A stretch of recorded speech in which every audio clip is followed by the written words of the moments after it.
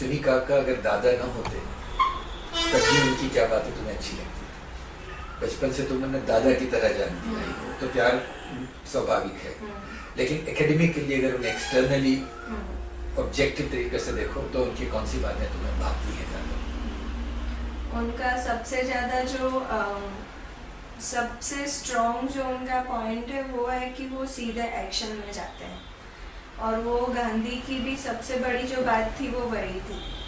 तो और अब आज गुजरात में देखें या काफ़ी हद तक देश में भी देखें तो ऐसा शायद ही कोई दिखे कि जो लड़ने की जहाँ बात आती है, जहाँ लोगों के लिए लड़ना, उसमें साथ में खड़ा रहना, संघर्ष में उतरना, वो और किसी में दिखता नहीं। तो वो उनकी जो बात है वो ज़रूर वो सबसे ज़्यादा से कुछ और बात करने का मौका मिलेगा। हम नीरज से बात कर रहे हैं। नीरज एयर अपेरेंट कहेंगे हम चुनी काका कि वो शायद आने वाले दिनों में और भी जिम्मेदारियाँ उन्हें सहनी होंगी।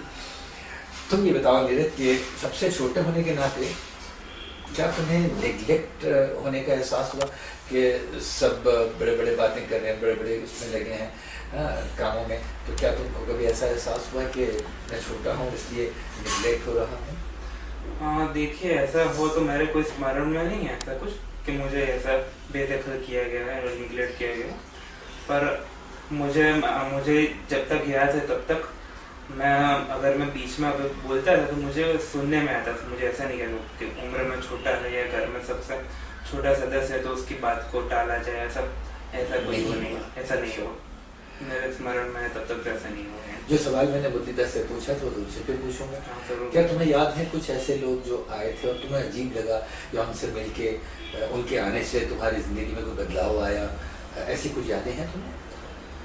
बदलाव यानी एक है मेरे ध्यान में, जो अभी वेस्ट बंगाल के वो फॉर्मर गवर्नर गोपाल कृष्ण गांधी, वो हमारे यहाँ थे। तब मैं काफ़ी स्कूल में पढ़ता था, प्राइमरी। तब पता नहीं था कि वो इतने बड़े आदमी थे।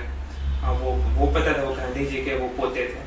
यानी वो अब जब मैं याद करता हूँ तब होता कि ये आए हमारे यहाँ। फिर काफ़ी सारे लोग आए, बहुत सारे, वो काफ़ी लंबी लिस्ट है।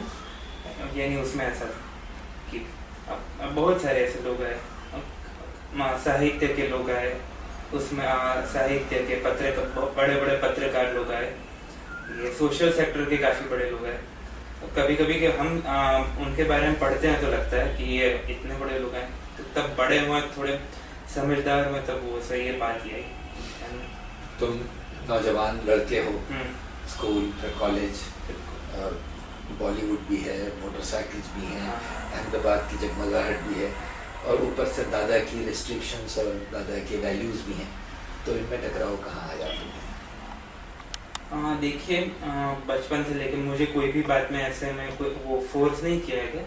कुछ गांधी तो हो। जैसा मुदीदा का एकदम वैसा ही हुआ, ऐसी कोई विशेष इच्छा नहीं। मेरे मांगने से पहले मुझे कुछ चीज़ें मिल जाती थी, ऐसा होता था। पर दादा से मान लीजिए आप कुछ बातों में वो हो जाता था, वो क्या कहते हैं, जैसे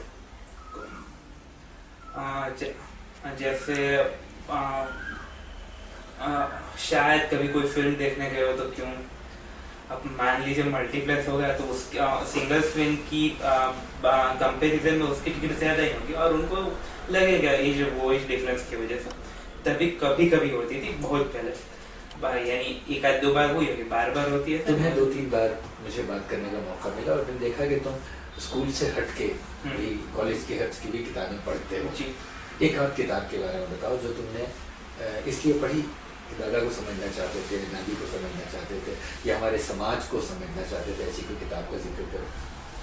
गांधी को देखिए, मैंने काफ़ी सारी किताब गांधी जी की भी पढ़ी है। गांधी जी के एक फॉलो थे किशोरलाल मशहूर करके, उनकी सारी मैंने किताबों को पढ़ी थी।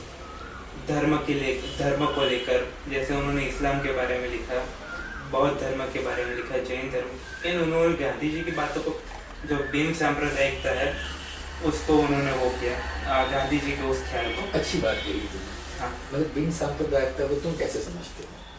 क्या है तुम्हारे लिए भीम सांप्रदायिकता? देखिए, उन्होंने जो गांधी जी ने हर एक धर्म का बहुत गहन अध्ययन किया था, उसके ही हिसाब से जैसे इस्लाम का उन्होंने वो गहन अध्ययन किया, क्या है इस्लाम, उसके पॉइंट्स क्या है, बौद्ध और महावीर के बीच क्या अनेक कंपेरिजन, धर्मों का अनेक धर्मों का वो किया, और गांधी जी ने उसमें काफी वो निकाला, निष्कर्ष निकाला सबका। तो यानी तुम्हारे लिए क्या मायने रखता है भीम सांप्रदायिकता?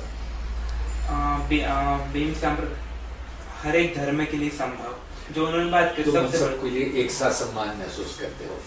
क्योंकि सभी ने एक ही बात की है जो अच्छा, यानी सभी धर्मों में तुम्हें एक बात हाँ एक साथ दिखाई देती है। दिखाई